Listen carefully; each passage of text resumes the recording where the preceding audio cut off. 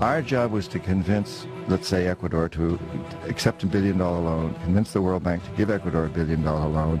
90% of that $1 billion would come back to the United States to pay for Halliburton, Bechtel, these kinds of, or these types of companies to build the infrastructure, and then, which would only serve the wealthiest people in those countries.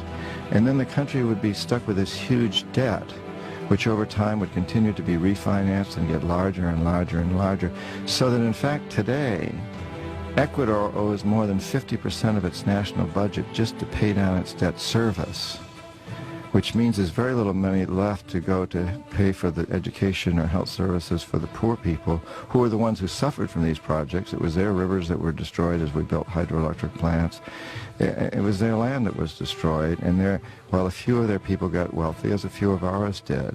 And so now they're saddled with this incredible debt that they can't possibly pay. And so we go in and demand our pound of flesh, very much like the mafia. That's why we called ourselves hitmen. So today, for example, this is actually what's happened in Ecuador.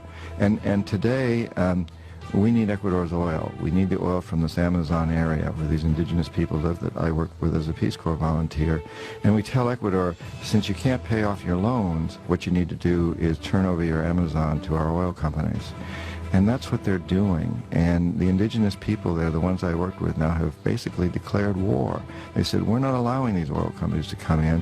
We're going to fight to the very last man if we have to. It's a terrible situation, and what it is all about is building empire.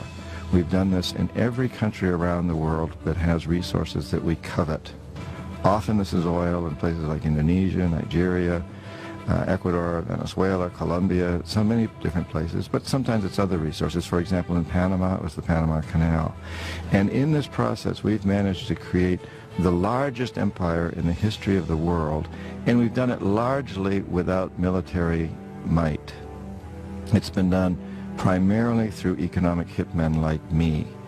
Now, when the economic hitmen fail, as we did in Panama with Omar Torrijos, and in Ecuador many years ago with Jaime Roldos when I was there, when we fail, the jackals are sent in. And these are CIA-sanctioned troublemakers. They will try to foment coups in a country. They'll try to overthrow the president. If they fail, if they're not able to do that, then they'll assassinate him. And Jaime Roldos of Panama, who was not overthrown, well, he was assassinated. And Omar Torrijos, Jaime Roldos of Ecuador, Omar Torrijos of Panama, the same thing happened. We economic hitmen failed, the jackals went in and assassinated these presidents. It happened with Allende in Chile, Arbenz in Guatemala, and it's part of what Vietnam was about.